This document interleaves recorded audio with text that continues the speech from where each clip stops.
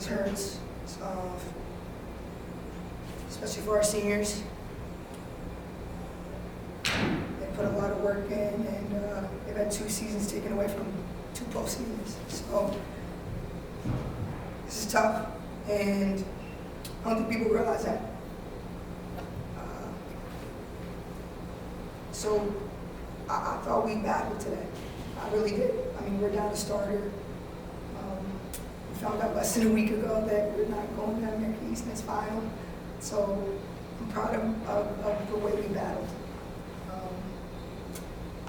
And I thought we played pretty well for 3 quarters, you know, and it was just in the 4th quarter, we couldn't get stops.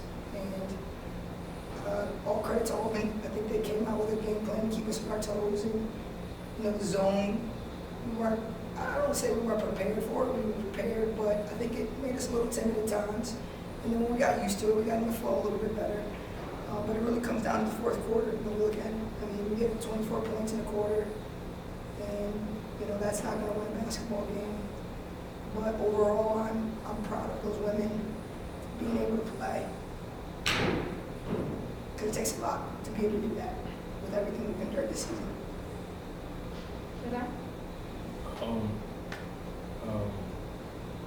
Sorry, a lot to say again.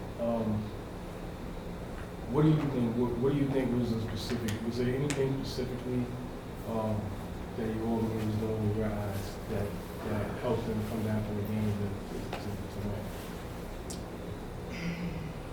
I'm not sure if it was anything specifically they were doing. I just think when we made mistakes, they capitalized. You know, and I think that they shot a lot more threes, and they made them. There was a lot of offensive rebounds that they were able to capitalize on. And when we made, like I said, they just when we made a mistake, when we gave up an offensive rebound, they made us pay. When we helped off strong side, which is not what we do, they made us pay.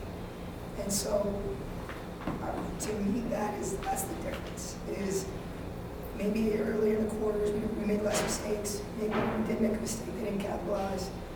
They were ready to go in the 4th quarter. And, you know, it's a good team. It's a well-coached team. So. Mike?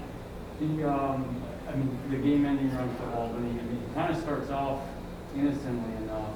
I was wondering for you, was there a moment, was there a play where you felt like you guys were maybe more danger than you were kind of when that spurt started?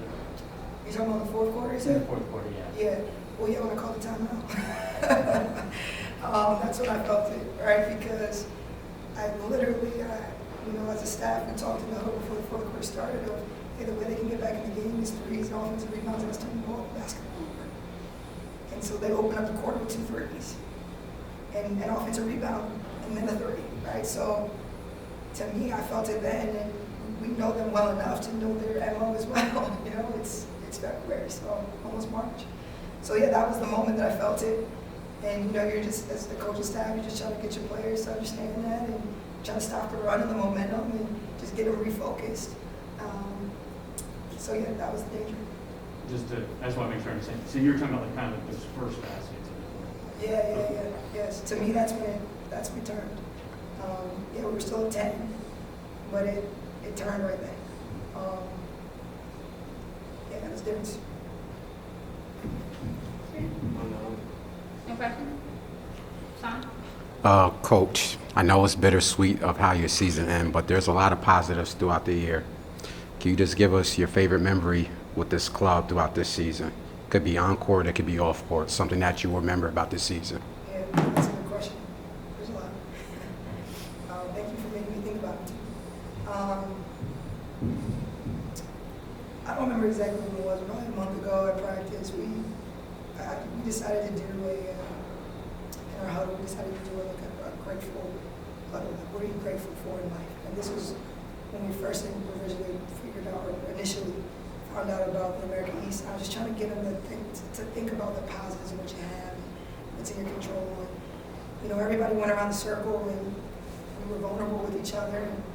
And there's 15 of us, well, coaches included, there's 20 of us, and 17 out of the 20 people are not crying.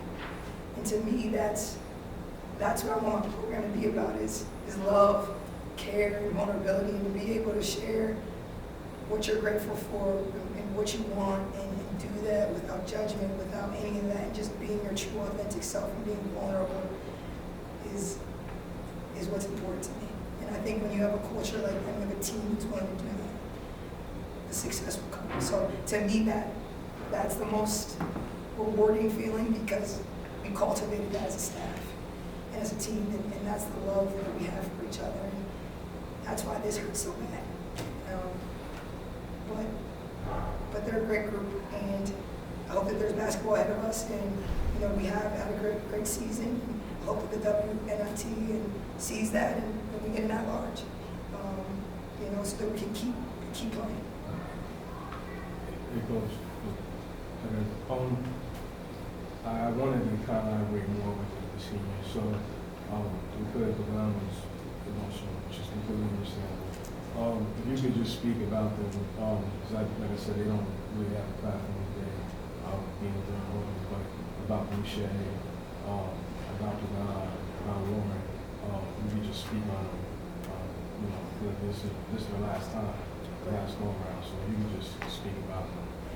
Yeah, I mean, India and Kenzie, they're awesome. I mean, that's 5 years at Stony Brook, and they're the most winningest class in Stony Brook history.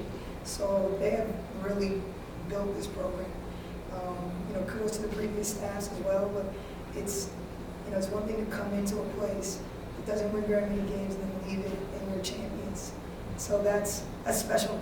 They're really special, and they're really good people. And their pride for each other, their pride for the university, their leadership, it made this transition for us very easy. So, and they're awesome. They're really great, and they deserve everything they're getting right now. As far as Annie's coming back, so this won't be her last time. It'll just be her last time in America East. But she's tremendous as well. So, but no, those Indian and Kenzie's one of the most positive women I've ever met. And I mean, Indy's heart is so big, so they've given a lot to this program, and they're deserving. I'm telling you, winning this program, they're going to be in the Hall of Fame. Mark my words, at one point that class is going to be in the Hall of Fame, as Stony Brook has to be, because they really put women's basketball back. Anyone else? You're leaving the American East, going into a new conference. You build a great program. Do you have a message for the new conference as you are ushered into it? I mean, I just came from there. I was at JMU, so I'm excited to get back in the league. I think that it's a very competitive league. I think it's really good basketball, good coaches, and I'm excited about the chance to go back there as a head coach. It's familiar to me. I know the playing styles. I know that kind of stuff. It's also a league that I don't think people realize is the 10th best in the country.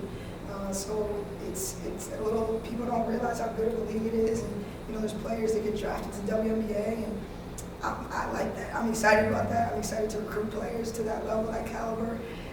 And then, yeah, I'm competitive, so I'm not sitting here being like, hey, I'm just happy to be here.